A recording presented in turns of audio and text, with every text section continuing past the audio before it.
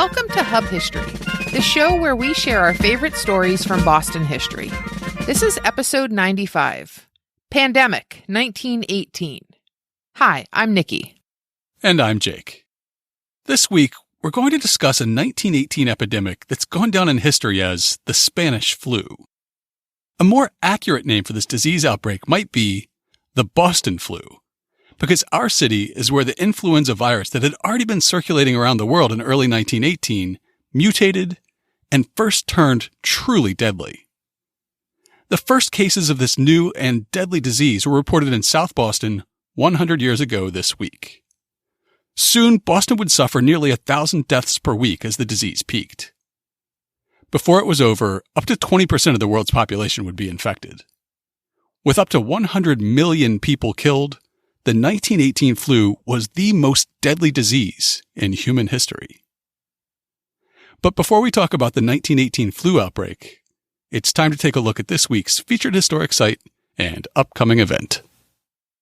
For our featured historic site this week, we have one of the last remaining places you can visit near downtown Boston that's directly related to the 1918 flu epidemic.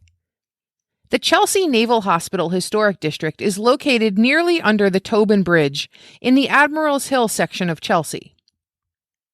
When the hospital first opened its doors in January of 1836, it was one of the first medical facilities authorized by Congress specifically for treating U.S. Navy personnel.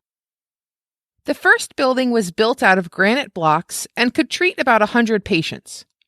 Over time, the hospital campus grew. A Marine hospital building was added in 1857, and the Commandant's quarters were built in 1865. The original building was expanded between 1865 and 1903, while more buildings were built on the site at the same time. In 1910, 2 powder magazines were converted into barracks for hospital personnel. Eventually, the hospital occupied about 88 acres of waterfront along the Mystic River. Along with its famous role in the 1918 flu outbreak, Chelsea Naval Hospital treated U.S. Navy and Marine Corps personnel during the Civil War, Spanish-American War, and both World Wars. It also treated both civilian and military personnel who were injured in the apocalyptic 1908 Chelsea fire. Famous patients included both John Quincy Adams, who was treated after his presidency, and John Fitzgerald Kennedy, who was treated before his. The Naval Hospital closed in 1974, and the remaining buildings were redeveloped into condos in the early 1980s. Today, you can walk down Commandant's Way in Chelsea to see the remaining hospital building, Commandant's quarters, and powder magazines. Nearly directly across the street is Mary O'Malley Park, with a close-up view of the busy Mystic River Basin. Take the 111 bus to the corner of Beacon Street and Broadway, or take the Beacon Street exit off of Route 1 as soon as you cross the Tobin Bridge. And for our upcoming event this week, we have a talk coming up this Friday, August 31st, at the Massachusetts Historical Society titled Masters of the Market, Ship Captaincy in the Colonial British Atlantic. In a way, you could consider this lecture a prequel to our recent conversation with Stephen Ujafusa in episode 89. That episode was all about the development of clipper ships and increasing global trade in the mid-19th century, while our featured event this week takes place just about a century before that. Here's how the MHS website describes it.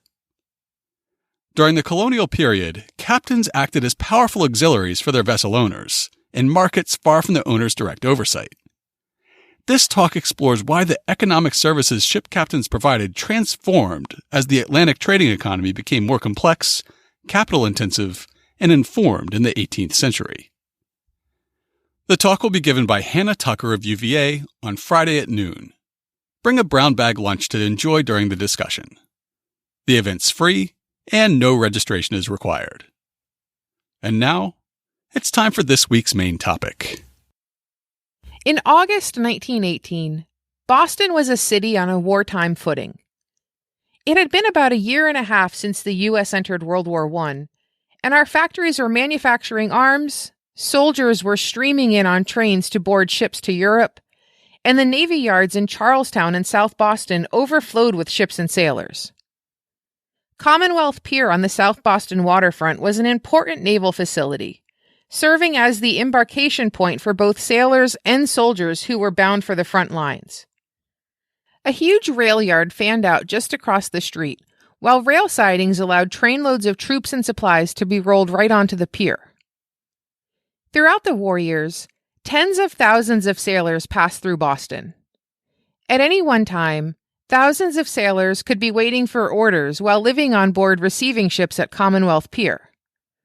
A receiving ship was an old hulk, anything from a modern ocean liner to an elegant antique clipper, anything that floated but was no longer seaworthy, that could be converted into a giant floating barracks. Large ocean liners would be used as is, while old sailing ships would have their masts and rigging removed and a large wooden superstructure added to house more men. The U.S. Navy certainly had no shortage of aging ships that could be pressed into service. Even the USS Constitution served as a receiving ship from 1881 until restoration efforts began in 1906. For every military in history, disease has rivaled combat in its deadliness. With so many sailors packed cheek by jowl in overflowing barracks ships, it was unsurprising when 2 sailors reported to sickbay on August 27, 1918, complaining of flu-like symptoms, coughing, aches and pains, and a high fever. The next day, 8 more reported. The day after that, 58 more. As they got sicker, the patients were moved from the temporary sickbay at Commonwealth Pier to the Chelsea Naval Hospital. Nobody knew it yet, but Boston had just become ground zero for the most deadly global pandemic the world has ever seen. This wasn't the first flu outbreak in human history, of course. It wasn't even the first time in 1918 that the U.S. military had to deal with a particularly virulent strain of flu. In January and February, a country doctor named Loring Minor, based in Haskell County, Kansas, noticed a sudden and dramatic increase in influenza cases. Haskell County was sparsely populated. It was the kind of place where dugout sod houses were still common in 1918. It had relied on the beef industry until some of the larger ranches went bankrupt. Now it was known for raising hogs. Out of a scattered population of just over 1,700, dozens were suddenly stricken with a serious respiratory flu. Somewhere in Haskell County, a strain of the swine flu had made the jump to infect humans. More concerning, it had mutated to be transmissible from human to human directly. By the time Dr. Minor was able to get an article published in a public health journal, it was April. In the meantime, Army recruits from Haskell County were reporting for duty at Camp Funston. The local paper named 3 recruits in the last 2 weeks of February, and it's likely that more followed the same path. It was the height of World War I, and Camp Funston was one of the U.S. Army's main recruit training stations. Before long, influenza was ravaging the densely populated Army post, as colorfully described by Joseph E. Persico in a 1976 issue of American Heritage magazine. The previous March, a severe dust storm had obscured the sun at Fort Riley, Kansas. Some 9,000 tons of manure were burned every month at this prairie cavalry post, continuously mantling the area in a malodorous haze. The storm winds had whipped up a stinging blizzard of dust and smoke that sent soldiers stumbling, coughing, and choking to the refuge of their barracks. 2 days after the storm had ceased, an Army cook named Albert Gitchell reported to the post hospital, complaining of fever, sore throat, and various aches and pains. Minutes later, another soldier checked in with the same symptoms. The count had jumped to 107 similarly afflicted patients by midday, and by week's end, 522. Before the sickness ran its course 5 weeks later, 1,127 men had been stricken. The base surgeon diagnosed the sickness as influenza.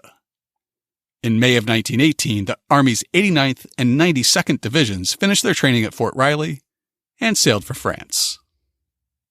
Soon after the 92nd Division disembarked at Brest and Saint-Nazaire, French soldiers began to fall ill with influenza. British soldiers in France carried the disease back to England. Influenza spread through the Royal Navy like flames on an oil slick. Over 10,000 British sailors were laid low, confining the fleet to port. The disease rolled across France and into Germany, where eventually 160,000 Berliners came down with the flu. It erupted halfway around the world, sweeping across China, India, and most of Asia. Whether carried from Europe or appearing independently, nobody knew. A 2004 article in the Journal of Translational Medicine pegs that outbreak in Haskell County, Kansas, as the origin point of the virulent 1918 flu. But that is just one link in a century-long chain of controversial claims about where the virus first emerged. Most of the world refers to the 1918 epidemic as the Spanish flu, because the first time civilians heard about the disease was in news reports about a new form of flu that was sweeping through Spain. Of course, by the time it got to Spain, people in Germany, France, England, and the United States were already suffering from the disease. But those countries were all at war, and wartime censors prevented news reporting on a disease that was affecting military readiness. In neutral Spain, journalists were free to report on the disease, and the term Spanish flu was coined. France was briefly blamed as well, since troops returning to the U.S. from the trenches of France were soon spreading the disease through military bases around the country. And France didn't have a good reputation, as syphilis was, of course, known as the French disease. Later research makes it clear that the disease was actually spreading in the opposite direction, and earlier than people originally thought. It was coming from Camp Funston to the front lines in France, and then back again to the United States, so France could not be the origin point for this disease. Scrutiny has often fallen on China, where rural areas have given rise to new strains of virulent flu as recently as 2009. However, until recently, no link could have been made between a disease outbreak in China and the global population movements that allowed the 1918 flu to spread so aggressively. One researcher believes he may have found that link. Historian Mark Humphreys of Canada's Memorial University of Newfoundland believes that the 1918 flu started as a mysterious respiratory illness in northern China in November of 1917. And then, the British Empire's use of Chinese laborers in the European theater of war, and their movement across Canada, spread this mystery disease around the world. A 2014 National Geographic article reviews his research. Humphreys reports that an outbreak of respiratory infections, which at the time were dubbed an endemic winter sickness by local health officials, in villages along China's Great Wall. The illness spread 300 miles in 6 weeks' time in late 1917. At first thought to be pneumonic plague, the disease killed at a far lower rate than is typical for that disease. Humphreys discovered that a British legation official in China wrote that the disease was actually influenza in a 1918 report. Humphreys made the findings in searches of Canadian and British historical archives that contained the wartime records of the Chinese Labor Corps and the British legation in Beijing. At the time of the outbreak, British and French officials were forming the Chinese Labor Corps, which eventually shipped some 94,000 laborers from northern China to southern England and France during the war. The idea was to free up soldiers to head to the front at a time when they were desperate for manpower, Humphreys says. Shipping the laborers around Africa was too time-consuming and tied up too much shipping, so British officials turned to shipping the laborers to Vancouver on the Canadian west coast and sending them by train to Halifax on the east coast, from which they could be sent to Europe. So desperate was the need for labor that on March 2, 1918, a ship loaded with 1,899 Chinese Labor Corps men left the Chinese port of Weihaiwei for Vancouver despite quote-unquote plague stopping the recruiting of workers there. The Chinese laborers arrived in southern England by January 1918 and were sent to France, where the Chinese hospital at Noyers-sur-Mer recorded hundreds suffered from respiratory illness. From there, the already familiar pattern kicked in. The virus spread among the British, French, and American soldiers. It spread across no man's land to the Germans. And it traveled back across the Atlantic to North America, where it began to spread among the barracks ships at Commonwealth Pier in Boston. While in its earlier incarnations the disease had been debilitating, spread particularly aggressively, and caused some deaths, When it returned to Boston, it entered a new phase. The flu virus mutates quickly, which is why creating an effective seasonal flu vaccine is so difficult every year. The disease mutates more rapidly than vaccines can be developed and produced. In Boston, the so-called Spanish flu mutated into a form that started spreading even more rapidly, and it began killing in large numbers, so that it would eventually become the most deadly disease in human history. With all the Army and Navy facilities in and around Boston, the disease moved fast. From those first cases at Commonwealth Pier, 15 were quickly transferred to Chelsea Naval Hospital. 48 hours later, 3 of the medical officers who treated them also fell ill. Flu arrived at Camp Devens, another of the Army's main training posts outside Boston, on September 8th. In less than 2 weeks, thousands of soldiers and recruits were sick. Colonel Victor Vaughan, a respected epidemiologist, visited Fort Devens early in the outbreak and wrote, "Every bed is full, yet others crowd in. The faces wear a bluish cast. A cough brings up the blood-stained sputum. In the morning, the dead bodies are stacked about the morgue like cordwood." On September 29th, an Army doctor at the fort wrote to a friend, also a physician, in a letter that has become famous as a record of the disease. This epidemic started about 4 weeks ago and has developed so rapidly that the camp is demoralized and all ordinary work is held up till it has passed. All assemblages of soldiers are taboo. These men start with what appears to be an attack of the grippe, or influenza, and when brought to the hospital, they very rapidly developed the most viscous type of pneumonia that has ever been seen. 2 hours after admission, they have the mahogany spots over the cheekbones, and a few hours later, you can begin to see the cyanosis extending from their ears and spreading all over their face until it's hard to distinguish the colored men from the white. It's only a matter of a few hours then until death comes, and it is simply a struggle for air until they suffocate. It is horrible. One can stand to see 1, 2, or 20 men die, but to see these poor devils dropping like flies sort of gets on your nerves. We have been averaging about 100 deaths per day, and still keeping it up. There's no doubt in my mind that there is a new mixed infection here, but what, I don't know. My total time is taken up hunting ralls dry or moist, sibilant or crepitant, or any other of the 100 things that one may find in the chest. They all mean but one thing here, pneumonia, and that means, in about all cases, death. I don't know what will happen to me at the end of this. We have lost an outrageous number of nurses and doctors, and the little town of Ayr is a sight. It takes special trains to carry away the dead. For several days, there were no coffins, and the bodies piled up something fierce. We used to go down to the morgue, which is just back of my ward, and look at the boys laid out in long rows. It beats any sight they ever had in France after a battle. An extra-long barracks has been vacated for the use of the morgue, and it would make any man sit up and take notice to walk down the long lines of dead soldiers, all dressed up and laid out in double rows. That letter begins to hint at the grim reality of the 1918 flu. Today we treat the flu, or at least a rough collection of symptoms that we offhandedly refer to as the flu, fairly casually. A few days of a nasty fever, body aches, headaches, maybe a stuffy nose or a cough, then we're back to normal. A few deaths are caused each year by the flu, but those are restricted to infants, the elderly, and people with compromised immune systems. The 1918 flu was a whole different story. Not only was it more deadly than any flu in recent memory, it also disproportionately affected people who were young and healthy.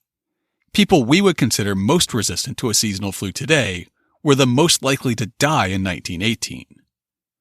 The Spanish flu turned an otherwise healthy patient's immune system against them. The virus would stimulate white blood cell production to fight the disease, and then the white blood cells would trigger the production of proteins called cytokines. The virus then caused the white blood cells to see the cytokines as an infection, triggering the production of more white blood cells, then more cytokines, until it became a self-reinforcing cycle called a cytokine storm. Patients with the strongest immune systems were felled quickest, as their immune systems attacked their bodies. White blood cells attacked the mucous membranes of the lungs and intestines, causing intense hemorrhaging. These patients could literally drown in their own blood, or they could develop deadly secondary infections like bacterial pneumonia. An article from Yankee magazine attempts to categorize the ways a young, healthy patient would begin to experience flu symptoms, then rapidly slide into a decline toward death. Number 1. In the first group, the disease began mildly, and the patients felt as though they would be better in a couple of days. A day or two later, there was a rise in temperature, followed by the onset of pneumonia, then death. Number 2. In this group, the disease began somewhat severe. It was followed by pulmonary complications, then recovery. Number 3. The third type began as extremely severe.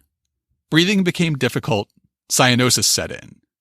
At Devon's, the lungs of 18-year-olds were filling with fluid, they were drowning, their faces blue from lack of oxygen. In this type, death followed in 36 to 48 hours. When we get a headache and a stuffy nose and complain that we might be coming down with the flu, perhaps we'd do well to remember the patients of 1918 who, as a doctor recalled, died struggling to clear their airways of a blood-tinged froth that sometimes gushed from their nose and mouth. Even as it turned deadly, the flu outbreak at first seemed to be confined to the military bases surrounding Boston. 9 days after the first cases at Commonwealth Pier, the state health department was still optimistic enough to warn, unless precautions are taken, the disease in all probability will spread to the civilian population of the city. That was September 5th. Within days, the first epidemic was beginning to spread through the civilian population rapidly enough that emergency tent hospitals were called for. The first one of these opened on Quarry Hill in Brookline on September 9th, less than 2 weeks after the first documented infection. The National Guard had completed the work in a single day under the direction of Colonel William H. Brooks. Tent camps served the dual purpose of relieving overcrowded hospitals and providing patients with fresh air, which was thought to reduce the rate of infection. The health department would later say, Boston has had the unenviable experience of being the first American city which was called on to deal with what proved to be a pandemic of influenza of unprecedented virulence. The first civilian death was reported in the Boston Globe on September 11, 1918. Catherine Callahan, a nurse, overtaxed by her work for our soldiers, died today. The story went on to note that her 19-year-old sister Mary was hospitalized for pneumonia, as was their mother. Soon after that story ran, Boston's public health commissioner was quoted as saying, "I believe the plateau, if not the peak of the contagion, has been reached. There is a chance that we shall continue at the same level until the first of the week, and then a steady downward tendency may be expected." Catherine Callahan was the first civilian casualty on September 11th. On September 14th, Boston's immigration station on Gallops Island in Boston Harbor was opened as a quarantine hospital. Its 200 beds were almost immediately filled. By the 16th, 19 people had died. A week later, 334 were dead. Catherine Callahan's plight reveals one of the greatest challenges of the epidemic. The city and state were running low on medical personnel.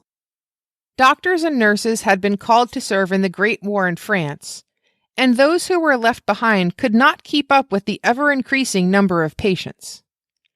Governor McCall soon issued a proclamation asking every person in Massachusetts who had any medical training or experience to report for duty in fighting the disease. An article on the website Influenza Archive outlines how Boston attempted to counter this shortage of medical personnel. Physicians and nurses were being overworked, and hospitals were overflowing with desperate patients. 32 nurses from Brigham Hospital were out sick with influenza themselves, unable to care for patients. The homeopathic hospital refused admittance to some 400 influenza patients. Temporary emergency hospitals were being set up in and around Boston to relieve some of the pressure, but the lack of doctors and nurses meant that there were precious few to take care of patients. To help allocate precious resources in the most efficient manner, authorities established a hospital clearinghouse to keep track of daily hospital bed availability and distribute patients accordingly, and to handle appeals for nurses and doctors. They also established a relief station in East Boston that was continually staffed with physicians and nurses. They placed Boston's health department nurses under the supervision of Mary Beard and the Instructive District Nursing Association so that they could be assigned duties more efficiently. The Consumptives Hospital Department did the same with its nurses, as did the Baby Hygiene Association, the school committee, and area nursing schools. Many Boston and Cambridge teachers, released from their usual work due to the school closures and informed that they would be paid their regular salary if engaged in relief work, volunteered to aid the city's nurses in combating the epidemic. Yankee Magazine describes measures taken by the Commonwealth to try to fill the ranks of doctors and nurses. Though Lieutenant Governor Calvin Coolidge had wired Washington and received more than 1,000 additional nurses and some of the money he'd asked for, doctors and nurses were still sadly needed. All month long, the city newspapers ran front-page appeals for healthy men and women to volunteer for work as nurses, bandage sewers, ambulance drivers, laundresses, pharmacists, and messengers. Nurses would be paid $28 a week, nurses' aides $15, and if they came to the city from a distance, their transportation fees would be reimbursed. Henry Endicott, chairman of the State Committee on Public Safety and acting chairman of the Emergency Public Health Committee, encouraged people to step forward and show their patriotism. Meanwhile, life in Boston was becoming grim. One of the nurses who was mobilized to fight the flu recalled, "One never-to-be-forgotten day at the height of the epidemic, it seemed as if all the city was dying. In the homes, serious illness. On the streets, funeral processions. As children jumped rope in the streets, they sang a morbid new skipping song. I had a little bird and its name was Enza. I opened the window and influenza." With city officials finally taking the threat of flu seriously, all schools were ordered to close on September 24th. Slides and short films warning of the dangers of the flu were shown before features in Boston's movie theaters, until another round of restrictions was announced on September 28th. The City Emergency Health Committee on Thursday ordered closed from midnight Thursday until October 6th all theaters, motion picture houses, dance halls, and public halls of every description. All other meeting places not classed as essential also come under this edict. On October 4th, soda fountains, bowling alleys, and saloons were forced to shut down. That same day, churches and Sunday schools were ordered to shut their doors.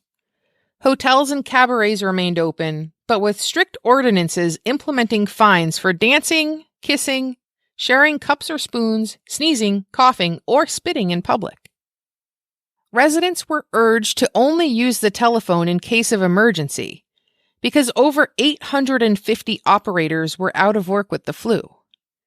The Boston Street Railway had over 165 carmen out, and they were having trouble maintaining their usual schedules.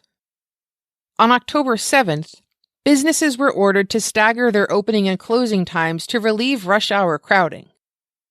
Anything that could prevent people from packing together in close quarters and increasing transmission of the disease was fair game.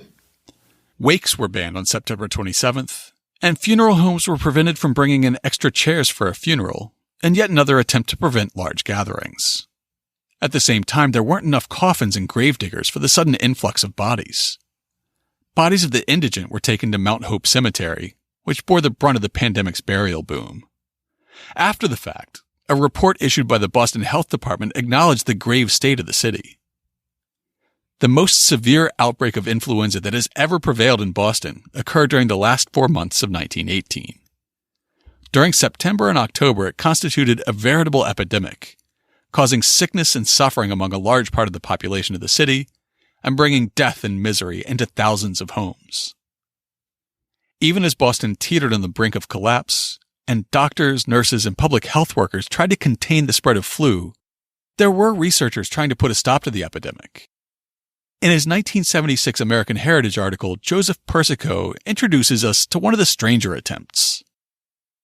On the parade ground at the Naval Prison on Boston Harbor's Deer Island, Dr. Joseph Goldberger, a public health physician, stood before 1,000 deserters, insubordinates, brawlers, and other delinquent sailors. The doctor needed volunteers for an influenza experiment.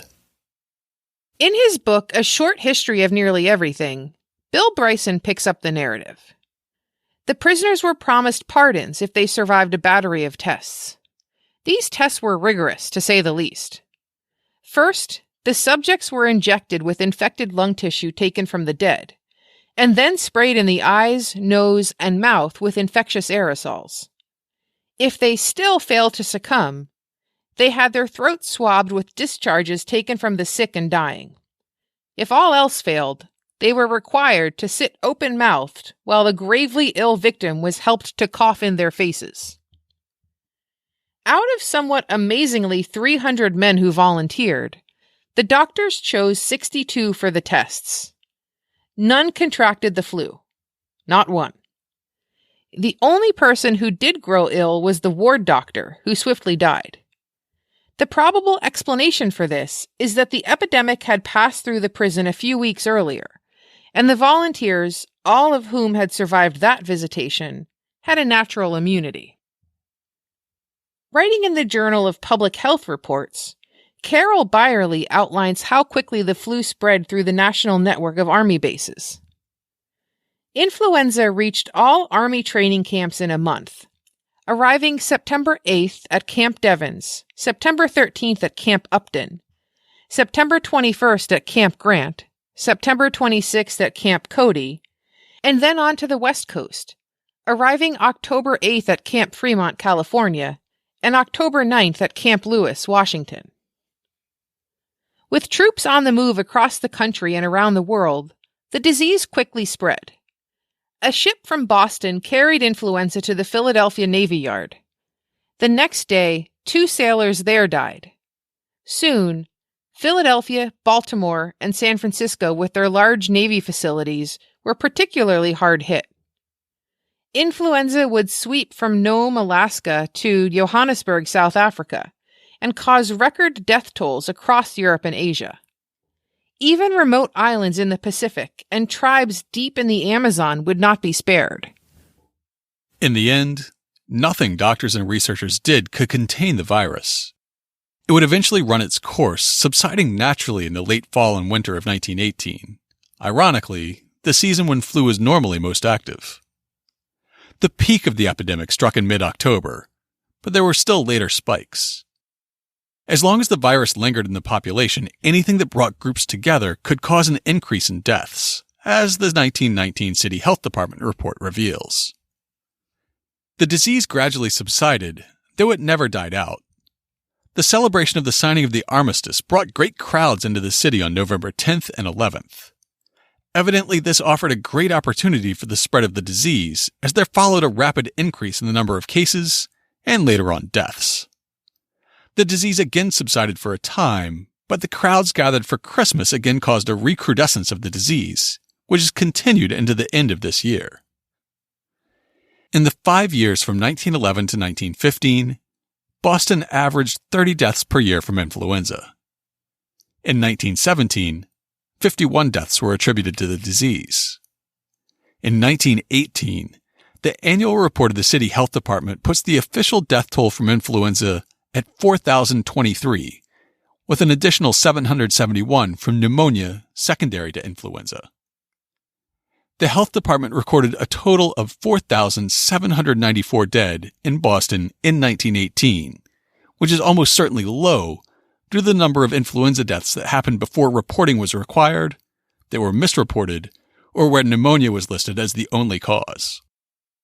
In the state of Massachusetts, estimates ranged from 23,000 to over 50,000 deaths related to the flu. About 675,000 people died of the flu in the United States, and worldwide estimates range from 50 million to over 100 million people dead. The disease may have infected 20% of the world's population and killed as many as 3 or 4% of the entire global population. It killed more people in a year than the HIV/AIDS epidemic has in 40, and more people than the Black Plague did in a century. Doctors today have a lot more knowledge about infectious disease and a lot more pharmaceutical weapons than doctors had in 1918. Starting in 1996, DNA was extracted from the lung tissue of Spanish flu victims, and by 2005, the complete genome was reconstructed. Physicians now know exactly what the mysterious virus was that swept around the world in 1918, a variant of the H1N1 swine flu. The CDC says that there is evidence that some residual immunity to the 1918 virus, or a similar virus, is present in at least a portion of the human population. Since contemporary H1N1 viruses circulate widely, and the current annual influenza vaccines contain an H1N1 component, a 1918-like H1N1 virus would not fit the current criteria for a new pandemic strain. Two types of antiviral drugs, Flumidine and Tamiflu, have been shown to be effective against influenza viruses similar to the 1918 virus. So that must mean that we'd be okay if a similar outbreak happened today, right? Not so fast. Gerald T. Koish, Associate Dean of the BU School of Public Health, warns, conditions are favorable for the emergence of a dangerous pandemic variant of the influenza virus, and preparedness to deal with such an event remains fragmented, underfunded, and weak. As we said at the top of the show, influenza mutates and adapts rapidly. While we have strains of H1N1 in every season's flu vaccine, that doesn't guarantee protection against a newly arisen strain. Peter Police, chairman and a professor in the Department of Microbiology at Mount Sinai School of Medicine in New York, warns that each dose of flu vaccine is created using one chicken egg. If a new and deadly strain of flu were to require a new vaccine, it would take 3 million eggs per day to produce enough vaccine to treat the most vulnerable U.S. citizens within even 3 months of the beginning of the outbreak. That would push our nation's chickens to their limits. That's why people are justified in the stockpiling of vaccines, he says. We'll leave you with this happy thought from Dr. Tom Inglesby, director of the Bloomberg School's Center for Health Security. What I worry about is that there could be too many people for the system to care for at once. Very difficult choices would have to be made about how to distribute medicine and how to distribute ventilators because they are in limited supply. At the peak of the pandemic in the U.S., we'd have 7 times more people in need of ventilation than we have ventilators, and 7 times the number of people needing intensive care than we have intensive care beds.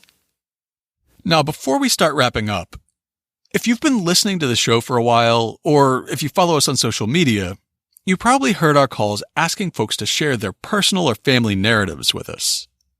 Our plan was to collect some of those first-hand accounts and share them during this episode. Well, that fell flat because we just didn't get any feedback. However, while we were at History Camp last month, we met Lori Lynn Price. Lori Lynn is a genealogist and medical historian who spent years collecting personal narratives of the 1918 flu pandemic, and she was kind enough to agree to come on the show and share some of them with us. So right now I want to welcome Lori Lynn Price to the show.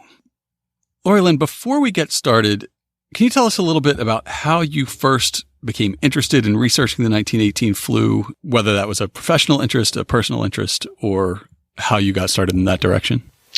I think it was actually both a professional and a personal interest.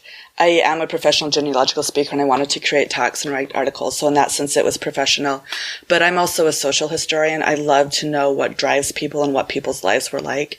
And since all of my ancestors lived or died, they actually all lived as far as I can tell, through the 1918 flu, I wanted to learn what it was like for them. And so I think that it's a mixture of both. So how do you go about collecting stories like this? How long does it take to research something like this? Where do you look for the sort of personal narratives that others wouldn't have heard? This is actually unique for me. This is the first time that I've tried to collect personal narratives in all of the talks that I've given. And I started out by reaching out to my friends who were genealogists on Facebook and said, I'm putting together this talk and I really want to know what your stories are. I want to tell your stories. And many of them replied back. Many of them referred me to blogs that they'd already written, but some of them sent me pictures and newspaper articles and anything that they'd collected because they wanted their ancestor stories told. And as I've given this talk, that's what I'm finding is that people want their stories and their ancestor stories to be told. Whether they survived or not, they were affected in some way. And so once I reached out informally across Facebook, people were really happy to share. I've also done some research in the archives. I went to the New England Historic Genealogical Society and was looking basically through any diaries that covered the period of 1918. And a lot of them didn't speak about it at all, or if they did, they just mentioned that the flu was in town, which is surprising because we think that it's such a big, when we look at it today, it's such a big deal and so many people died and life shut down, but not everyone felt that way, or at least if they felt that way, they didn't record it in their diaries.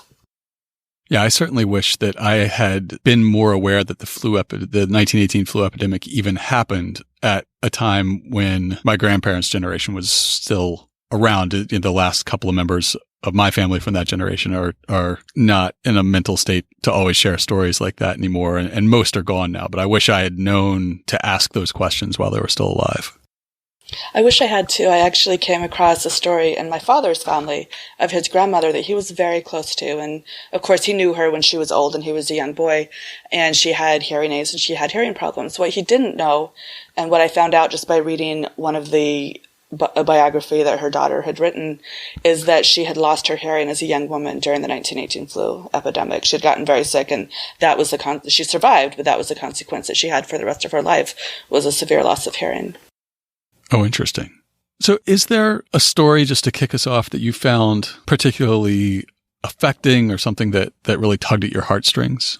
I think it's a very simple story that one of my friends told me about her father. And his father died when he was only 6. He died of the flu. And like many, many people during that time, he was farmed out to someone else. And so he was farmed out to an aunt and uncle, and he always felt like he was the extra. He felt like he was a burden. So if you can imagine, not only had he lost his father, I'm not sure what happened to his mother, but either she wasn't around or she couldn't take care of him. So he lost both of his parents. And then he went to live with his aunt and uncle who should have loved him, but instead they just made him feel like he was a burden the entire time that he lived there. And she says, this had an immeasurable impact on my father. And given that the flu was most likely to kill people in their 20s and 30s, so mothers and fathers who had young children, there were thousands, if not hundreds of thousands of orphans who went through experiences similar to this poor little boy. Even if you didn't become orphaned, your family life could certainly change pretty drastically. I know you mentioned stories of other folks who lost whole swaths of their families in very short periods of time. Yes, one of those was Marion Dakin. She was a young mother in her 30s, lower 30s. She had been married for about 5 years and was living in Danbury, Connecticut, and she had 2 children. She'd actually had 3 children, but she'd already lost one child completely unrelated to the flu. And her husband became sick at the end of November of 1918. And so her mother came down to help her care for her children and for her husband. And her mother also got sick, as did her son. And within a 5-day period, Marion lost her mother, her husband, and her son. And so she was left with just a 2-year-old son, and then her father, who had lost his wife, his son-in-law, and his grandson. And her granddaughter has researched a lot about Marion, and she wrote she just didn't have time to sit and mourn. She had to figure out how she was going to support herself and her child. And unlike many people, she had the advantage of having had education. She came from a more well-to-do family, so she'd already had some education. She knew what she could do. So she took her son and her father to Chicago. where she took a class in nutrition. She took a few courses in nutrition to finish her degree on education, or her education on nutrition. And her father came along first because he'd also lost his wife. He didn't know what to do. So he came to take care of her son while she was in school. And within a few years, she ended up back in Connecticut at what would eventually become the University of Connecticut. And she was their head nutritionist for years and years. She taught for 25 years, and she wrote bulletins. I believe they were quarterly bulletins on food preparation with recipes and nutrition advice. And she also gave talks all over the state. And some people might look at this as a really great opportunity for her. And perhaps it was, but it came at a really great cost. Yeah. A huge cost of the loss of much of her family. You say in a 5-day period, her mother, husband, and one of her children. Yes. Yeah, that is quite a cost for a career. So along with genealogy, you also have a background as a medical historian. I know that one of the topics that came up a lot as I was researching the 1918 flu epidemic was the terrible toll it took on medical personnel, on the doctors and nurses, both civilian and military, who turned out to treat people who were affected by the flu. Have you discovered stories about the folks who were affected from the medical community? I have, and there are several. I'll start with the medical tech, but I can also talk about nurses and doctors. And his name was Floyd West, and he was at Fort Devens, which is ground zero for the flu outbreak in September. And it's not clear what he did there. We don't have a record of like his day-to-day, what he did, but we know that he saw many, many people die. He knew that he might come down with it at any time, and he saw all kinds of horrors. Watching someone die usually from pneumonia, the really severe pneumonia that often follows the flu, was a horrible thing to watch. It was a horrible thing to experience. But he made it through at some point, probably after the main outbreak, so probably sometime in the spring. He came down with the flu as well, and he survived, but it was severe enough, and his lungs were affected enough that the medical doctors said that he could no longer finish his duties as a medical tech, and so he was discharged honorably in April of 1919. But I really love what his grandson wrote. He wrote that some soldiers in World War I saw hell on a battlefield. Others, such as my grandfather, saw another sort of hell in hospital wards full of comrades racked with the Spanish influenza. It's great to have that perspective recorded.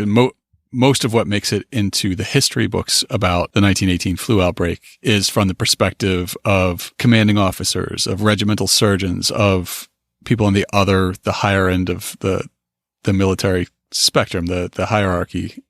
And to have the perspective of somebody who not only was directly affected, but who was a day-to-day soldier in the fight against the flu is kind of priceless. Yeah, it really is.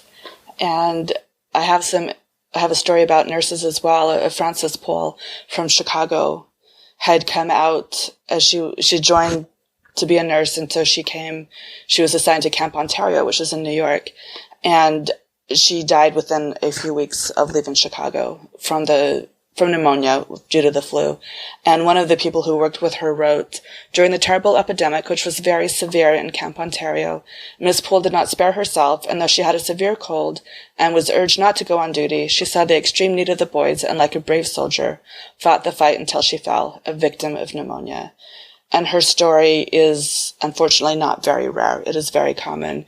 There were many, many nurses who went and within a few weeks of going had fallen ill, and many of them died as they were exposed to the flu, as they were helping to take care of all of the people in the army who were sick.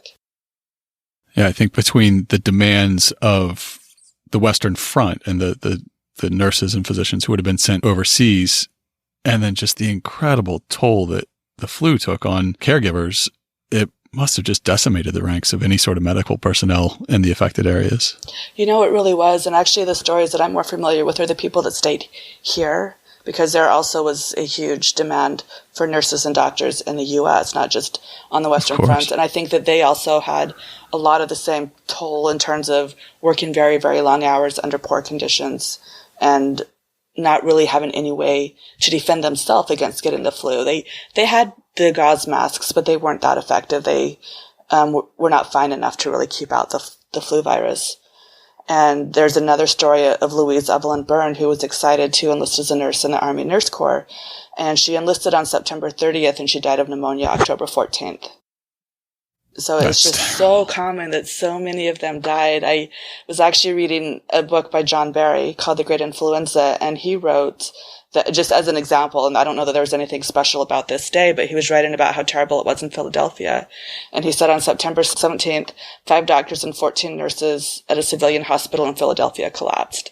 They had exhibited no prior symptoms. And I don't know if they survived or died, but just, in a given day that 19 of your caretakers had collapsed, at least, were unable to perform their duties because they had been performing their duties so well. It just takes such a big toll. He also gives stories that sometimes nurses that went to visit different households and to try to, so instead of bringing everyone to the hospital, the nurses would go and care for people in their homes, that there were stories that he wrote where some of them were actually held, almost kidnapped, he called them, because they needed someone to care for their family. So the nurse came and they just would not let her go. And the doctors, there were also many, many of them that died. In the Journal of the American Medical Association, they have columns at the end dedicated to obituaries. And during the height of the epidemic, they had pages and pages of obituaries, small obituaries. So probably like 100 obituaries in a single edition. And Most of them died of influenza or pneumonia, which we could call that likely a flu-related death. And this would be both, many of them were in the U.S., but also many of them were overseas that died. So do you have family stories about the flu affecting either your family or folks around your family? I didn't think that I did when I was starting this talk and was trying to collect stories. I'd never heard anyone in my family talk about the 1918 flu. And in my family, we like to share stories. We pass down lots of stories. And so my mom was here, this is about a year ago, and she's from this little tiny town called Verdun, New Mexico, a town of about 200 people. And she was sure that the flu hadn't hit there because she'd never heard about it.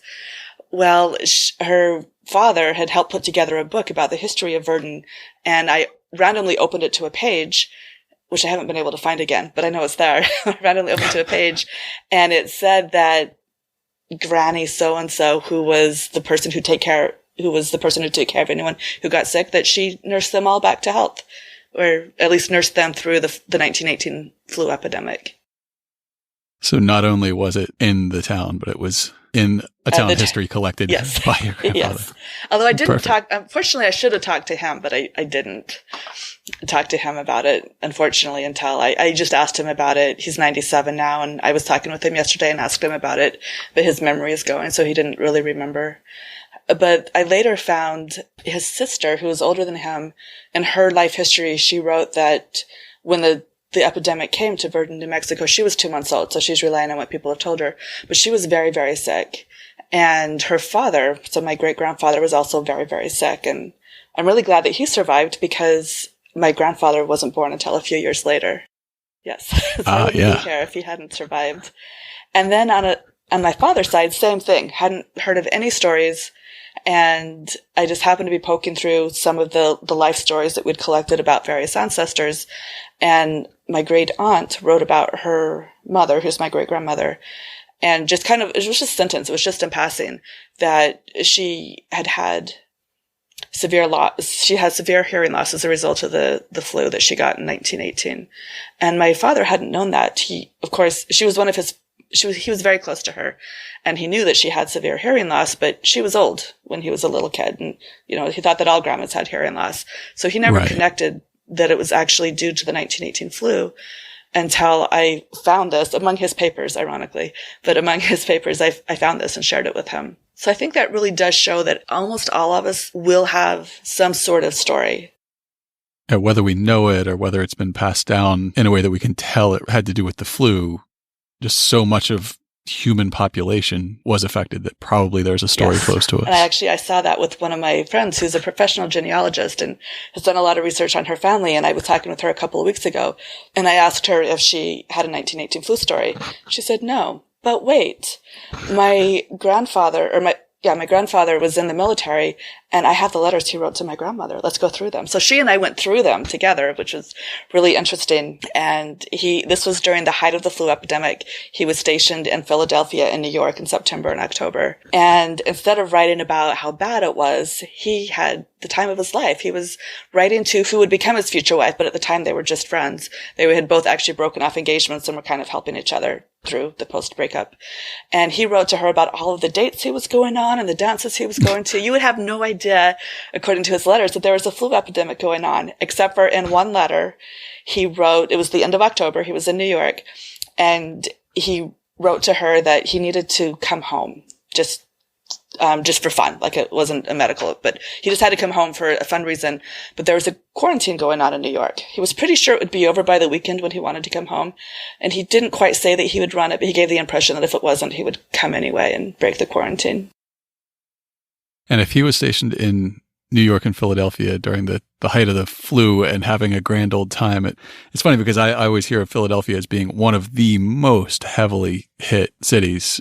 So Boston's in sort of a second tier. It was badly affected, but it was Philadelphia, Baltimore, some of the worst. You wouldn't know it. Actually, it was interesting that the only mention of the flu, and it was something that we read into, is that at some point when he was in New York, he had a really, really high fever, and he was down for the count for a couple of. So he got the fever on a Saturday afternoon. He slept for a little bit, called his dad, and said, "Hey, I have a fever."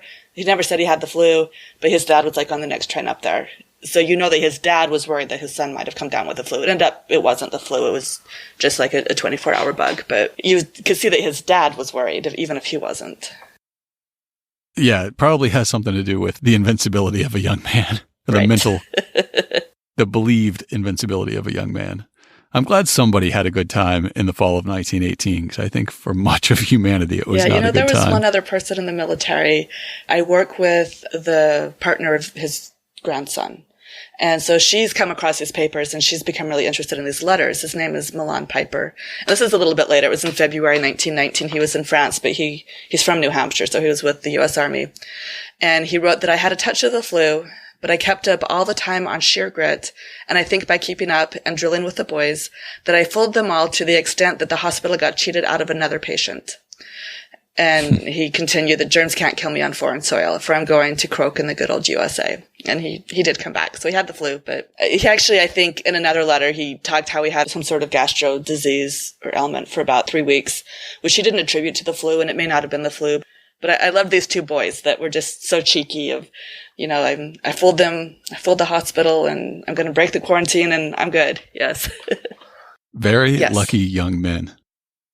So as long as we're talking about experiences in the military, I know you mentioned one particular troop ship that was affected in a very unusual way by the flu. So this was the USS America. It was a transport ship, so it would take men back and forth across the Atlantic. And so they had a pickup of men in September in Boston, the worst possible time to be picking up men to take them across the ocean to Europe.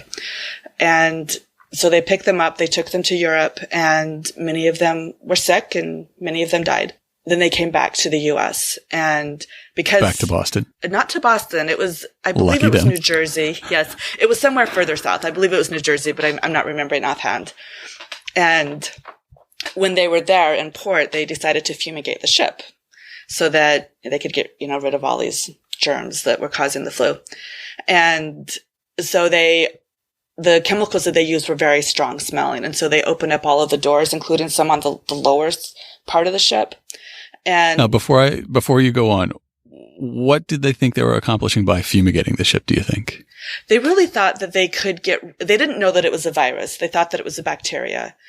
But whatever it was, they thought that they would be able to get rid of whatever was causing people to get sick. So they could clear the ship of illness. It was their goal. So that when they brought new men on, there would be nothing to infect them. All right. So they're putting something very strongly smelling that's going to go throughout the ship. So they open up all the doors. And then what happens? And then they leave them open overnight.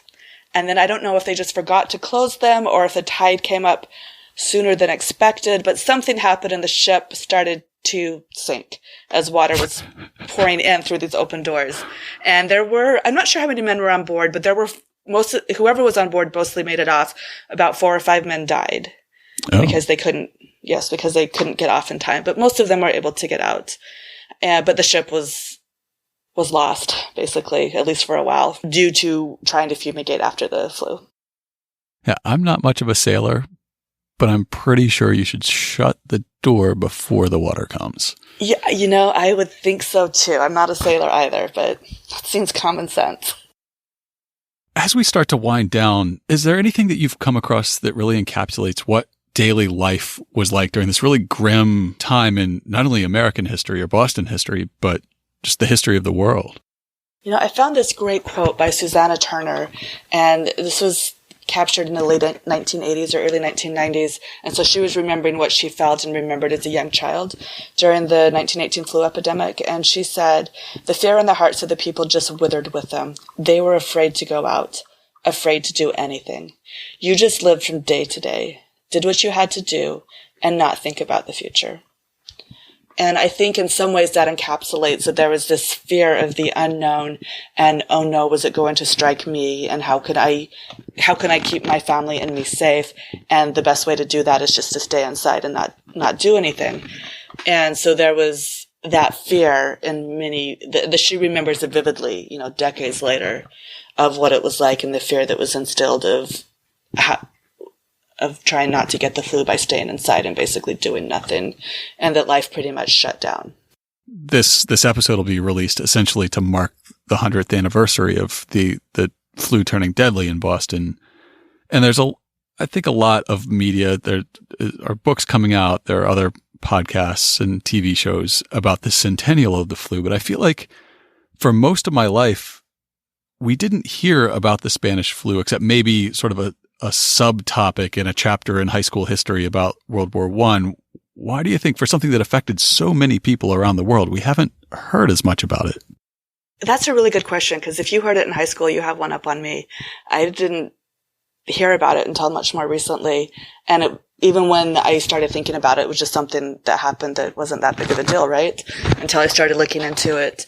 And a lot of people have written about it and have given different opinions, including that for some people it was just too horrible to think about, even though more people died in the Spanish flu epidemic than in combat deaths in World War I, World War II, and the Korean War combined. There was just something about this that was inherently really personal and too overwhelming. And I think that Laura Spinney, in her book Paul Ryder, writes really well. She says, "The Spanish flu is remembered personally, not collectively, not as a historical disaster, but as millions of discrete private tragedies." And the reason that really resonated with me is because I am trying to tell the stories, not just of the big, the president and other people making big decisions and leaders in the military and city department heads. But I want to know, what are those discrete private tragedies that people saw in everyday lives? And I think that is really what is driving it home for me and making me really appreciate the effect and the impact of this epidemic. Well, Lori Lynn, I appreciate you taking the time to share these personal stories with our listeners so that the 1918 flu epidemic is more than just a set of statistics and sort of the great sweep of history, but we see how it really affects people of Boston, of the U.S., and people around the world. Before we let you go, is there a place where people can find out more about you or your work online? Yes, I have a website called bridgingthepast.com, and on there I have a blog, and also many of the talks that I give are listed on there. Well, Lori Lynn Price, I just want to say thank you very much for joining us today. Thank you. It was my pleasure. To learn more about the 1918 flu pandemic, check out this week's show notes at hubhistory.com/095. We'll have a link to the Boston Health Department's 1919 annual report, links to historical and medical articles about the epidemic, and pictures that show what Commonwealth Pier looked like at the time of the outbreak there, and the open-air tent city hospitals that were erected around Boston. And of course, we'll have links to information about this week's featured historic site and upcoming event. If you want to get in touch with us, you can email us at podcast@hubhistory.com. You can call and leave a voicemail at 617-383-9255, and we might play it on the show. We're Hub History on Twitter, Facebook, and Instagram. Or you can go to hubhistory.com and click on the Contact Us link. While you're on the site, hit the subscribe link and be sure that you never miss an episode. If you subscribe on Apple Podcasts, please think about writing us a brief review. It's still the best way to help others discover the show. That's all for now. We'll be back next time to talk more about Boston in September 1918 with author Skip Desjardins.